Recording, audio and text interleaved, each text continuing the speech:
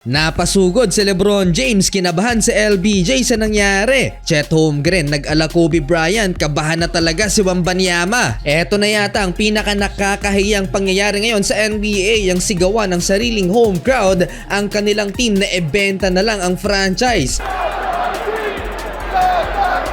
Paano ba naman kasi natalo sa ika-25 game straight ang Detroit Pistons sa kamay pa ng Utah Jazz na walang Lauri Markkanen at Jordan Clarkson? Eto na sana ang best chance para maputol ang losing streak pero hindi nangyari, kaya disappointed ang mga fans. Malapit na nilang mabura ang record ng Sixers with 28 game losing streak. Pero ang longest single season losing streak ay 26 games ng Sixers at Cleveland Cavaliers. Nangyari to sa Cavs noong 2010 to 2011 season kung saan iniwan sila ni LeBron James at pumunta ng Miami Heat.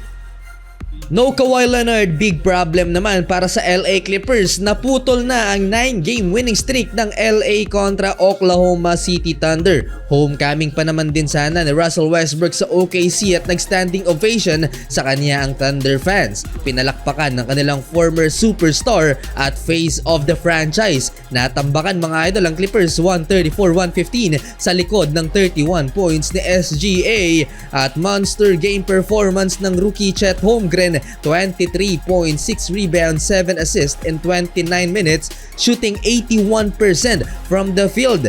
Nag-ala Kobe Bryant pa si Holmgren nang mag-alley-oop to sa pito sa third quarter ng laban. Sayang ang 15 points, 13 rebounds ni Russell Westbrook. Dapat nang kabahan si Wemby dahil sa kabilang laban ng Spurs kontra Chicago Bulls ngayong araw din nagtala lang ng 7 points, 5 rebounds, 5 assists with 3 block shots on 3 of 8 shooting ang alien rookie ng San Antonio. At natalo ng Chicago Bulls, matindi ang labanan sa Rookie of the Year. Biglang pumasok sa top 3 si Jaime Jaquez Jr. matapos ang 15-game streak with a double-digit scoring, solid. Dumayo ang Lakers sa Minnesota, susubukang putulin ang 3-game losing streak. Wala si LeBron James mga idol, pahinga dahil sa ankle issues. Number 1 sa West ang Wolves with 20-6 record. Naging dikit ng laban from first quarter to fourth quarter. Solid game for Anthony Davis, 30-point game at AR 15. Para sa Wolves, Anthony Edwards, showtime sa first quarter, 12 points. Well, sa third quarter, kinabahan si LeBron James kay Rui Hachimura at napasugod para i-check kung okay lang ang kanyang teammate. Masama ang pagkakabagsak mga idol, tuloy naman sa paglalaro si Rui.